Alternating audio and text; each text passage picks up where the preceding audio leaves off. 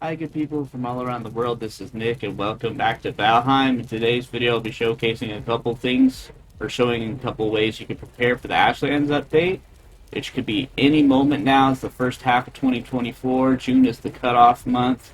We're coming into April very soon here. I'm guessing it's going to be late April, early May, but it could be 2 weeks from now.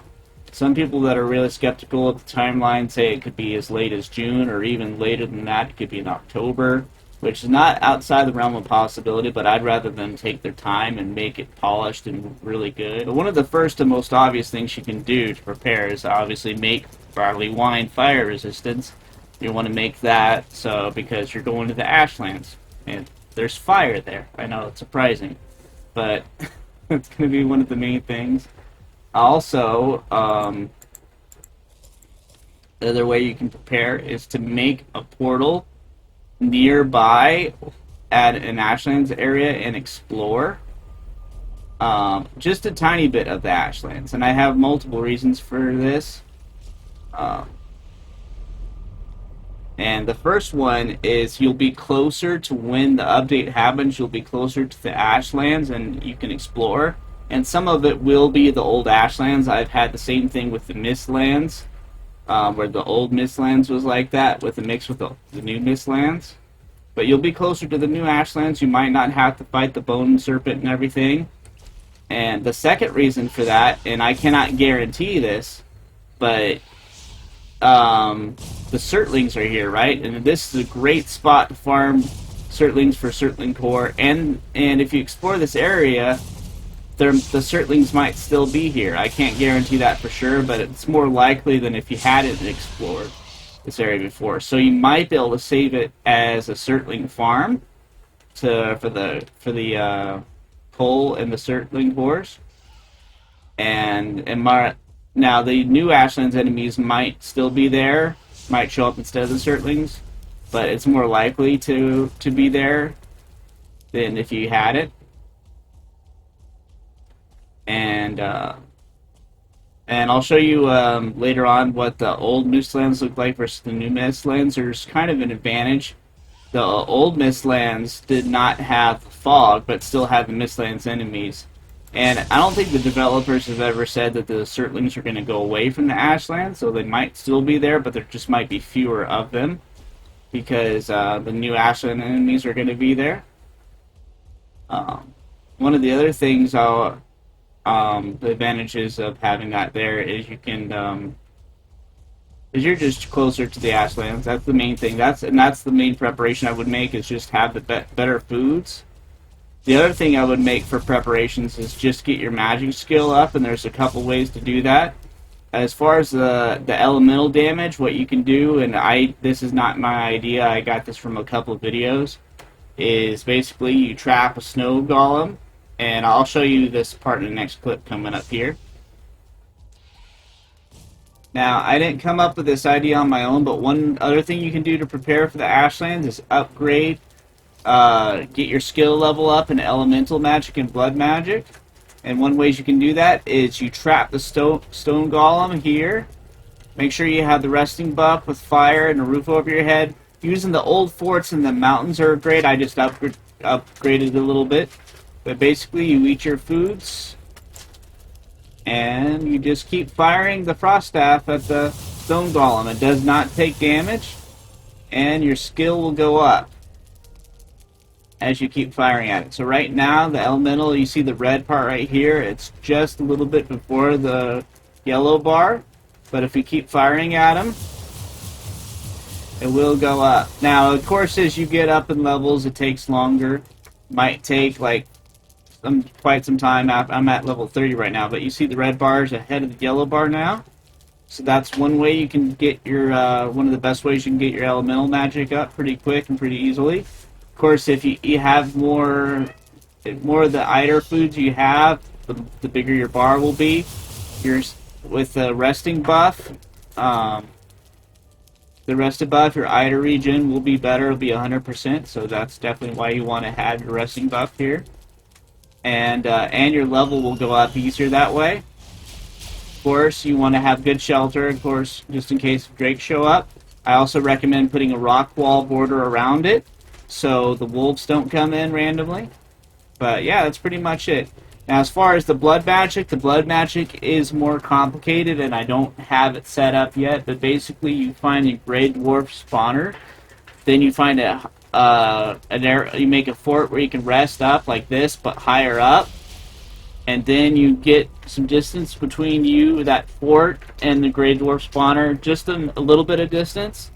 Then you summon your skeleton guys with the dead razor. You want the archery ones. And so just keep killing them until you get the archers.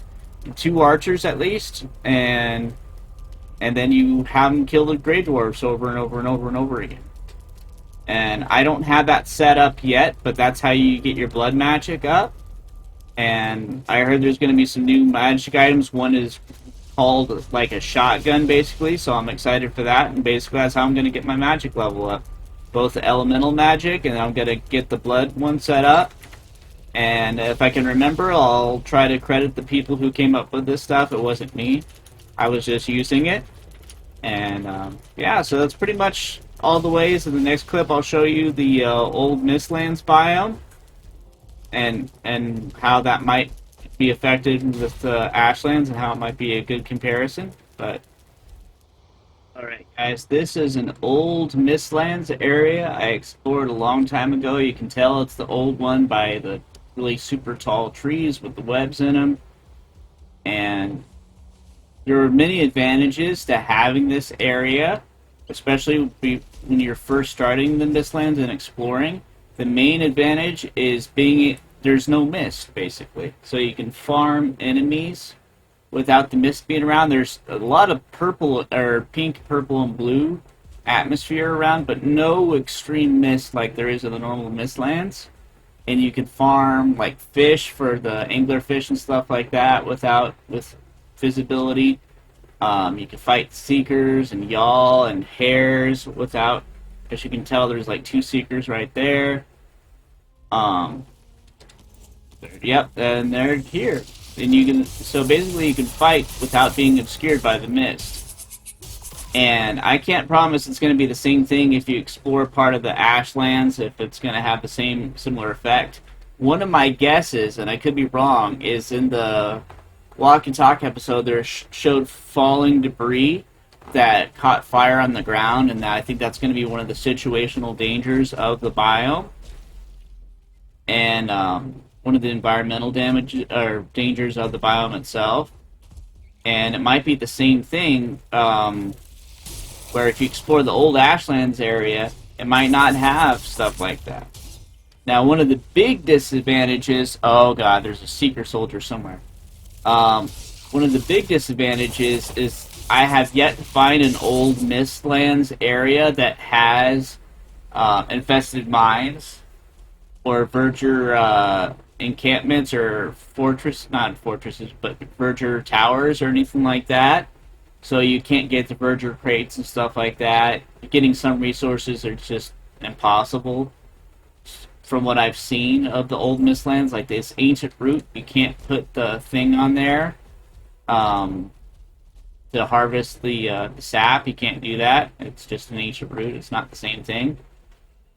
These do work great for setting up portals if you put a rock on one side, like a rock wall on one side, and then do that. You can see the skulls that were part of it, the old original one, just floating around. There's a yawl, see? So this is the main advantage, and I'm not gonna... I have no idea how the old ashlands versus the new ashlands biome is gonna turn out to be, what the contrast is going to be, but those are the main advantages and disadvantages, and it might have a similar setup. At least you have options. If you explore a small part of the ashlands, at least you have the options of, like this, where you can go to the old biome with the new enemies in there, and it still might have surtlings. For all I know, there might be surtlings there instead of the new enemies, but I do know that the new mistlands enemy showed up in this spot, so that might be the case for the... Oh god. That might be the case for the new update too. And But yeah, there were some disadvantages: no verger towers, no infested mines, no tree sap, those type of resources you can't get. But the other resources, like basically farming enemies for loot and stuff, so much easier with the old mistland than the new mistland. You see so much easier for the most part. It's much better visibility. So I would say just a tiny portion of the Ashlands have a portal or a base, like a small base there. That's going to help. The other thing is these big trees, too. Sometimes you can crawl underneath them, and that's also a decent spot for a small portal, like underneath one of these. Again, with the rock wall, if you put that there, and there, and you can put a small portal underneath there. So one of the other reasons why I was saying to explore the just a tiny portion. I'm not saying explore a lot of the ashlands, but a tiny portion. The other reason is to get flame metal. Now, the flame metal is just across the way there, and what I'm going to do is I'm going to process some of it and put it up on an item stand and put part of it in the chest just to see what after the update what it looks like, and that way you'll have some flame metal right off the bat. I don't know how difficult it's going to get, how difficult it's going to be to get after the update, but that way you'll have some at least. Like if it's part of a upgrade to the forge, the black forge, or to the Galder's table, then you'll have some right away. That's a 2-star one right there, or a 1-star. That one's extra dangerous. Oh, it's a 1-star. I don't think I've ever come across a 1-star. They're still really easy to kill, but this is the first time I've come across. It says glowing metal right this here. Before I saw it, and I'm like, I gotta save this for another video, and that is today. So I don't know how much I'm gonna get out of this, or if it's dangerous to mine, but I imagine whatever it is, it's got to be safer to mine it this way than what happens in the actual update. Oh, I got too much. I gotta drop the... There we go. First time finding flame metal ore. 5 out of 30. Man, it weighs a lot. I gotta drop some of this coal, this wood too. It weighs a ton, man. Look at that. Already, I gotta get rid of this coal. There we go. That's gonna help.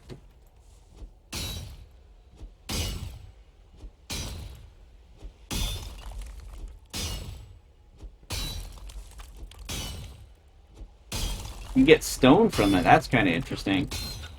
There's almost like fires coming out from underneath it. I don't know if that's just a part. Oh, it's just a particle effect. Alright, guys, we're back at the base. I got the blast furnace ready with some coal here. Gonna add the coal in here.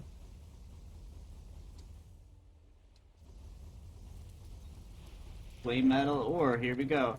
So I got some unprocessed that I left in the chest. And I'm going to make the item stands and then put them above the chest and then have both.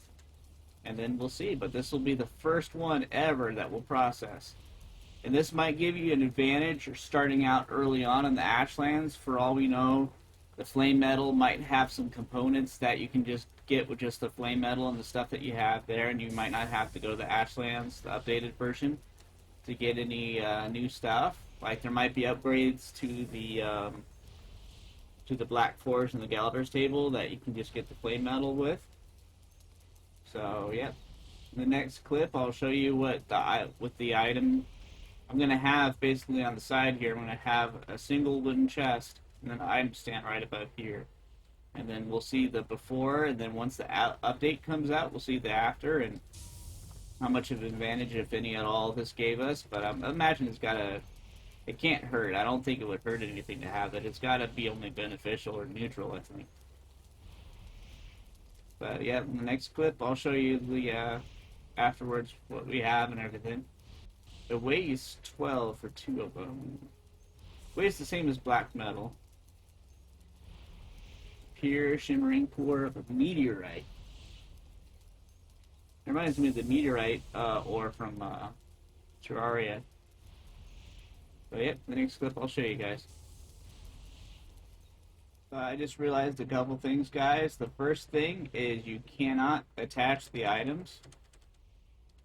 Unfortunately, you can't attach the raw forms you can't attach any of the flame metal, unfortunately. So that's kind of a bummer. So I'm just going to attach this instead. I'll have that above that. That'll be kind of cool to have the circling above it. But we're going to put the rest of the items in this chest here. The other thing I realized, and I thought, wow, I got a lot of flame metal ore. And what I just remembered is that I have the 3 times loot modifier on because I was farming and stuff, and I just forgot to turn it off. And so I try not to leave it on except for farming, because farming is one of the more tedious parts about the game that I just don't like as much. So I have 3 times the world modifier, or 3 times loot modifier on for that, and I just forgot to turn it off. But that's why it turned out that way. But we got a lot of flame metal. I don't know if I don't think I'm going to get any more. That's more than fair to have about 30 flame metal overall. That will give us a good start out advantage for the Ashlands. But yeah, that's pretty much it, guys. In the other clips, I'll show you the old mistlands versus the new mistlands. And I can't think of anything else to prepare. Maybe some frost arrows might help, or just get your elemental stuff magic up with the trick I showed you that I got from other videos. And that's pretty much it, guys. I am excited. It could be any time now. It could be tomorrow. It could be a week from now, 2 weeks from now, 3 months from now. Who knows? But it could be any moment now. The walk and talk final episode happened about a week ago, so that might suggest that it's getting close. Either that, or they couldn't think of anything else to reveal without being too spoilerish. But those are my 2 reasons why I think it might be any moment now. It could be soon. And yeah, I'm excited. Can't wait to play. And thank you guys so much for watching. I hope you have a good day. Look how beautiful that sky is. It's amazing. This world is like a painting come to life. I love this game. Is so beautiful and so immersive in a lot of ways. Just look at that. It's amazing. Thank you, everybody, for watching. Bye, everybody.